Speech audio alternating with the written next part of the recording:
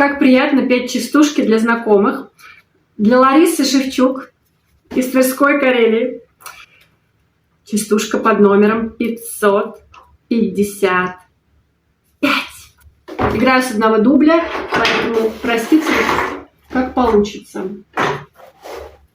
Вот опять икоселье.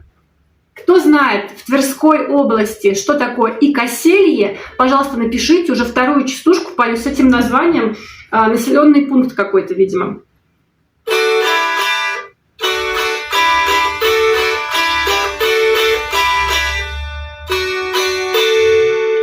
икосельях девок много, там большой их урожай. Если думаешь жениться, в икоселье поезжай. Вам досталась мужская частушка, но может быть актуально для какого-то вашего близкого родственника, друга или еще что-нибудь. Попробуйте съездить в икоселье. Может быть, там вы найдете свое счастье, родственников или что-то еще. Лариса, напишите, пожалуйста, насколько актуальна вам эта частушка.